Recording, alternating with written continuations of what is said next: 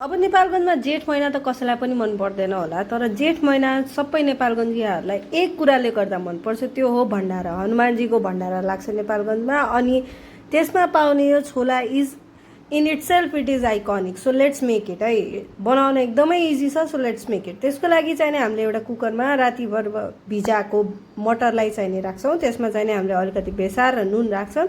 त्यो राखिसकेपछि हामीले पानी राखेर यसलाई ग्यास बालेर मजाले बसालिदिने, सिटी लाग्न दिने होइन।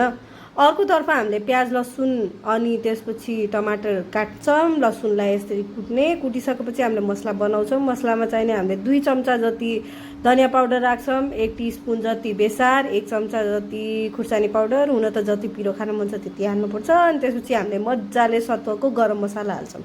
यसलाई राखिसकेपछि एक त टेस्ट र फ्लेभर त ग्यारेन्टिड नै हो, अथेन्टिक स्पाइस हो, handmade, it's damn good, please give it a try.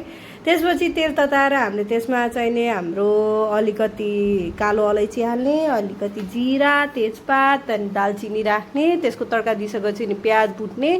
प्याज भुटिसकेपछि त्यसपछि हामीले यसमा भुट्छ हाम्रो टमाटर छोप्पीको पकाउने। टमाटर गलिसकेपछि अब यसमा हामीले हाम्रो यो मसला जुन अघि नै बनाएको थियौँ नि हो त्यो मसला हाल्छौँ। अनि धनियाँको डाँठ, यो चाहिँ एकदम इम्पोर्टेन्ट हो है, यसले यस्तो मजाको फ्लेभर दिन्छ नि। त्यसलाई राखेर भुट्ने। अनि अघि नै जुन हामीले कुकरमा मटर बसालेको थियौँ नि हो त्यसलाई निकालेर अलिकति उबाल आउनु दिने। अलि बोइल आइसकेपछि त्यसमा नुन र खटाई पाउडर हालिदिने। And it's good to go. Garnish गर्नु धनियाँदेखि एन्ड इट्स